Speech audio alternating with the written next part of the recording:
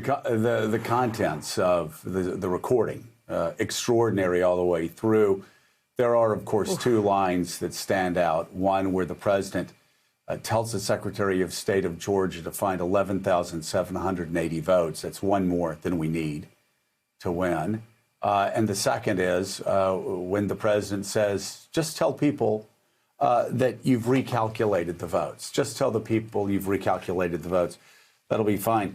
George Conway, I'd like to ask you the specific question of whether the president broke laws in the United States and also federally and also in the state of Georgia. But first, I just have to ask you generally, what's your overall impression of this extraordinary audio recording where every American, if they wish, can listen to the president of the United States trying to undermine American democracy and overturn an election? It's shocking, but not surprising.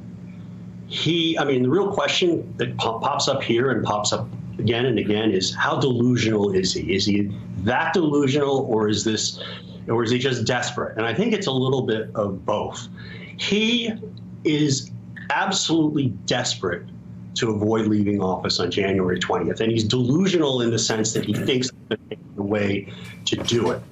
And the reason why he's desperate, frankly, is because something more than him having to leave the grounds of the White House happens on January 20th. Something more important. He loses his immunity from criminal liability on January 20th.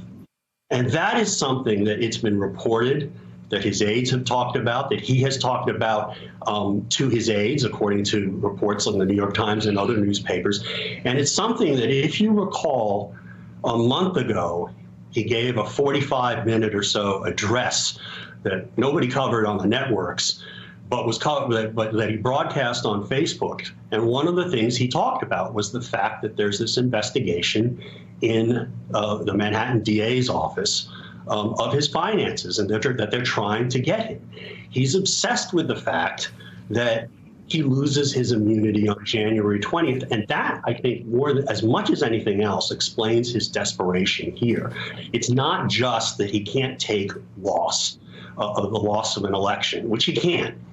But that doesn't explain the fact that we're here now 2 months, 2 full months after the election, the November 3rd election, and the electors have voted. They've been certified by the governors. All the results in the states have been certified. The electoral votes are signed, sealed, and delivered. And he's still at this. And not only that, he's so desperate to avoid the potential for investigation and prosecution that he's risking more criminal liability. It harkens back to the Mueller investigation.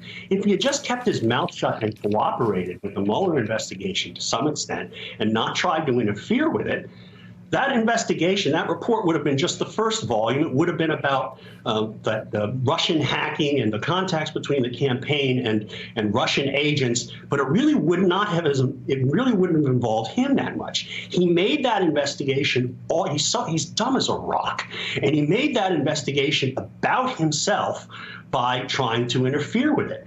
And now he's making his legal situation worse in his fear of criminal liability and investigation by essentially committing more crimes. And if you look at the Georgia statute, it's pretty clear that this is a crime. And the only defense he would have, and also there's a federal statute that's a little bit differently worded, that also arguably comes into play.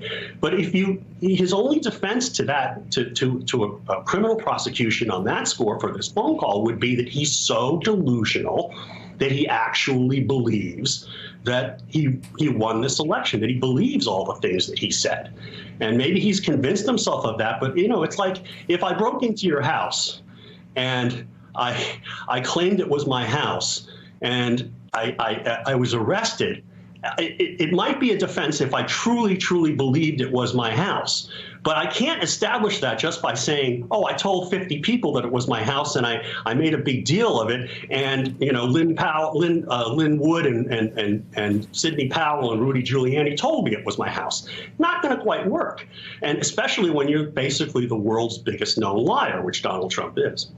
Thanks for checking out MSNBC on YouTube, and make sure you subscribe to stay up to date on the day's biggest stories. And you can click on any of the videos around us to watch more from Morning Joe and MSNBC. Thanks so much for watching.